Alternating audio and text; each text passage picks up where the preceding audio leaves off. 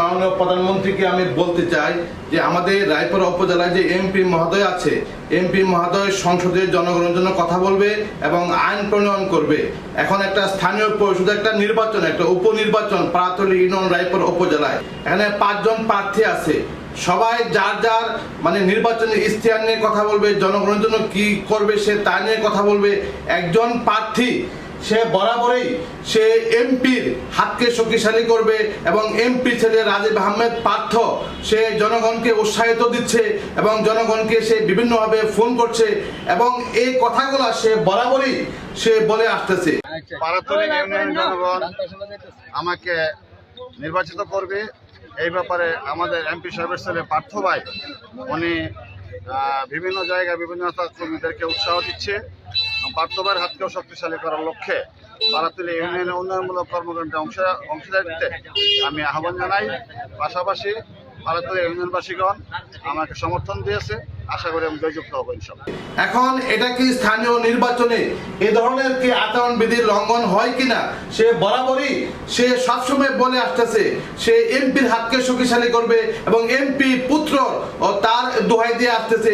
এখন অন্যান্য প্রার্থী যারা আছে তারা তো কোনো এ ধরনের কোনো কথা বলছে না। একজন উপনির্বাচনের প্রার্থী সে সবসময় এ ধরনের কথা বলে প্রভাব বিস্তার করছে। এখন আমি একজন রায়পুরা উপজেলার একজন নাগরিক হিসাবে বলতে চাই, এখানে আরো অনেক প্রার্থী আছে যে এ ধরনের নির্বাচন, যে এ ধরনের যদি কথা আপনি কি এগুলাকে লাগাম টেনে ধরবেন না এই ধরনের কথা বলতেই থাকবে? এখন কথা হলো আমি একজন নাগরিক হিসাবে বলতে চাই, এ ধরনের কথা যদি একজন প্রার্থী, একজন উপনির্বাচনে একজন প্রার্থী যদি এ ধরনের কথা বলে, যে আজকে আমি বলতে চাই সে বলেছে সে আওয়ামী লীগ আমলে সে ইউনিয়ন পরিষদের চেয়ারম্যান ছিল। এই আওয়ামী লীগ আমলে তো অনেকেই ইউনিয়ন পরিষদের চেয়ারম্যান ছিল।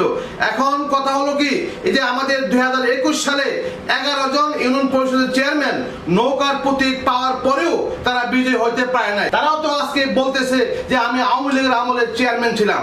এখন কথা হলো কি, এখন একজন সদ্য সে বিএনপি থেকে সে বর্তমানে আওয়ামী লীগে যোগদান করেছে।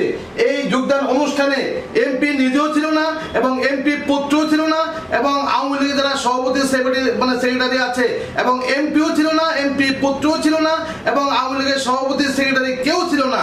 আজকে সে রাজনীতি বক্তব্য দিবে রাজনীতি মাঠে, কিন্তু সে একজন ইউনিয়ন পরিষদ নির্বাচন উপনির্বাচনের প্রার্থী, একজন নির্দলীয় প্রার্থী।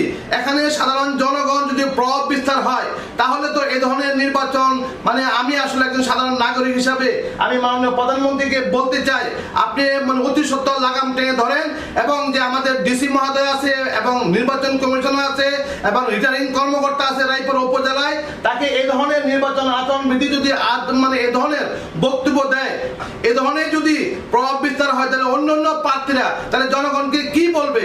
সে তার নিজের কথা বলবে। তবে আজকে আমি কথা দীর্ঘায়িত করতে চাই না। মাননীয় প্রধানমন্ত্রী আপনি অতি সত্বর এটা দেখবেন বলে আমি বিশ্বাস করি। তবে আজকে পর্যন্ত আল্লাহ হাফেজ।